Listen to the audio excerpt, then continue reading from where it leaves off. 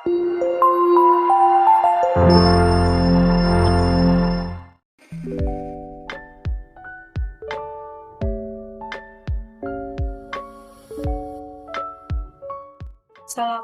warahmatullahi wabarakatuh. Selamat datang di kelas Data Science pada materi Manajemen Proyek Data Science. Submateri Kebutuhan Metodologi pada Data Science. Bersama saya, Diti Purnamasari, dosen Universitas Gunadarma. Mengapa suatu metodologi diperlukan? Metode merupakan langkah atau cara untuk bisa mencapai suatu tujuan. Pada sistem artificial intelligence yang berbasis big data, seperti kita ketahui, ketika kita memiliki data atau big data, kemudian kita akan melakukan proses analisis untuk mendapatkan suatu hasil, salah satunya berupa keputusan.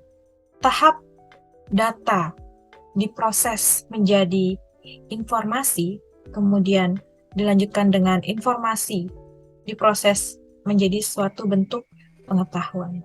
Sistem artificial intelligence berbasis big data dikembangkan dalam dua tahap. Yang pertama adalah tahap pengembangan atau pelatihan, yang kedua adalah penggunaannya. Tujuan yang dilakukan atau yang ingin dicapai pada kegiatan atau proyek data science, yang pertama adalah deskriptif, yaitu menjelaskan keadaan bisnis saat ini melalui data historis. Kedua adalah diagnostik, menjelaskan mengapa suatu masalah terjadi dengan melihat data historis. Ketiga adalah prediktif, yaitu memproyeksikan atau memprediksi hasil masa depan berdasarkan data historis. Dan preskriptif, menggunakan hasil analitik prediktif dan pengetahuan lain dengan menyarankan upaya terbaik di masa depan. Contoh dari pekerjaan seorang data analis akan berkaitan dengan tim pemasaran pada platform e-commerce, salah satu contohnya. Kemudian juga seorang data analis akan berhubungan dengan pekerjaan untuk melakukan review pada data penjualan, kemudian berhubungan dengan tugas untuk melakukan identifikasi pada tren. Pada diagnostik analitik dapat digunakan untuk mengidentifikasi data yang berbeda, kemudian juga dapat mengisolasi pola dari suatu hal. Tujuan dari prediktif analitik yaitu untuk melihat tren, melihat korelasi, melihat sebab akibat, dan melihat probabilitas. Pada preskriptif analitik melibatkan banyak bidang ilmu, beberapa di antaranya yaitu machine learning, operation research, computer vision, natural language processing, dan masih banyak bidang lainnya. Pada diagnostik deskriptif, prediktif, dan preskriptif menggunakan data historical, kemudian perbedaan lainnya tersaji dalam tabel yang dapat kita lihat bersama ini. Jenis tugas yang dapat dikerjakan terkait pekerjaan data science adalah regression atau estimasi, kemudian melakukan klasifikasi, clustering, asosiasi, melakukan anomaly detection, sequence mining, dan juga recommendation system. Terkait proyek pengembangan data science atau artificial intelligence, banyak berita yang mengatakan bahwa hampir sebagian besar proyek pekerjaan terkait AI atau data science ini mengalami kegagalan. Faktornya kenapa? Tentunya kembali lagi kepada metode yang digunakan dalam melakukan proyek pekerjaan terkait AI dan data science tersebut. Metode iteratif yang digunakan untuk menyelesaikan masalah dengan menggunakan data dan data science melalui urutan langkah yang ditentukan. Ini adalah merupakan metode pengembangan untuk suatu pekerjaan terkait dengan artificial intelligence ataupun data science. Ketika kita memiliki data, kemudian dalam suatu pekerjaan data science, tentunya digunakan konsep artificial intelligence. Di dalamnya terdapat data mining, machine learning, dan juga bisa deep learning. Ini adalah yang terkait dengan proyek data science atau artificial intelligence. Suatu pekerjaan agar bisa mendapatkan tujuan yang sesuai, yang diharapkan, dan juga optimal, maka suatu pekerjaan tersebut tentunya harus terarah. Kemudian tentunya juga membutuhkan suatu metode yang memang sesuai dengan permasalahan yang ingin dipecahkan, kemudian melakukan desain sebelum implementasi, dan yang menjadi hal terpenting juga adalah adanya dokumentasi yang dibuat dengan baik. Berikut adalah gambaran terkait development life cycle. Kita sudah ketahui bersama, suatu sistem development life cycle merupakan tahapan dari siklus pengembangan suatu sistem. Diawali dengan initiation, kemudian sistem concept development, planning, requirement analysis, melakukan design, development, integration and testing, implementation, operation and maintenance, dan disposition. Metode SDLC adalah proses pembuatan dan pengubahan sistem serta model dan metodologi yang digunakan untuk mengembangkan sistem rekayasa perangkat lunak. Terdapat banyak definisi terkait sistem development life cycle ini.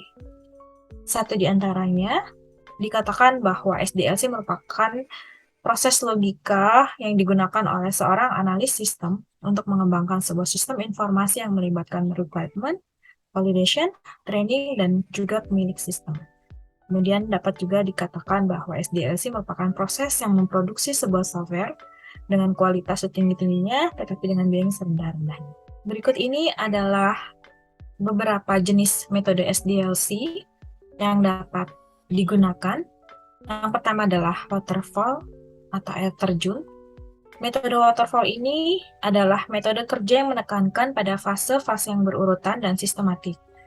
Disebut waterfall karena proses mengalir dari satu arah, atas ke bawah, seperti air terjun. Metode ini harus dilakukan secara berurutan sesuai dengan tahapan yang ada.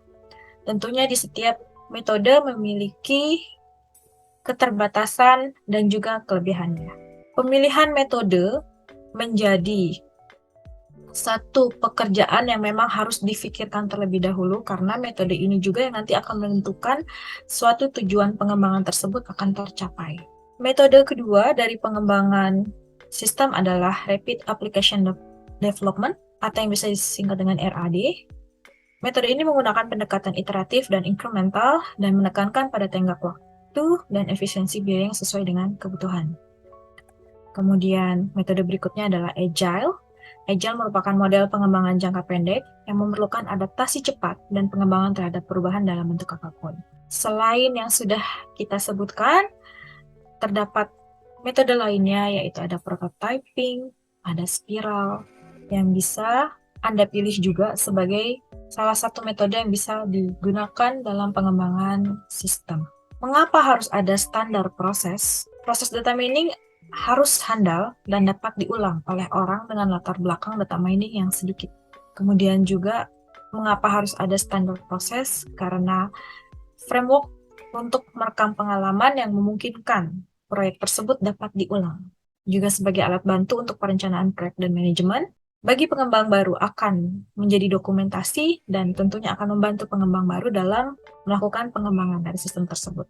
Kemudian menunjukkan maturitas pekerjaan data mining, dan meminimalkan ketergantungan pada personal utama.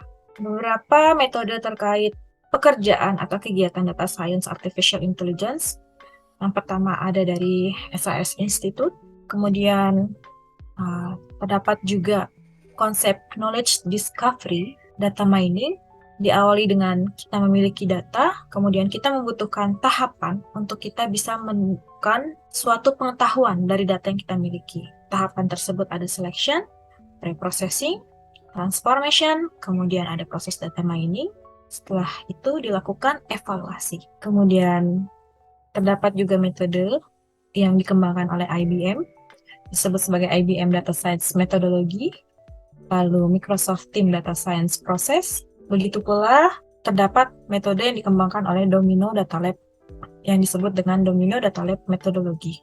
Lalu metode lainnya dalam pekerjaan atau kegiatan data science artificial intelligence kita mengenal ada yang namanya Cross Industry Standard Process for Data Mining atau yang biasa disingkat dengan CRISPR-DM. Bagaimana perkembangan Artificial Intelligence Data Science di Indonesia? Saat ini telah ada standar kompetensi kerangka kerja nasional terkait subbidang data science, yaitu pada SKKNI nomor 299 tahun 2022.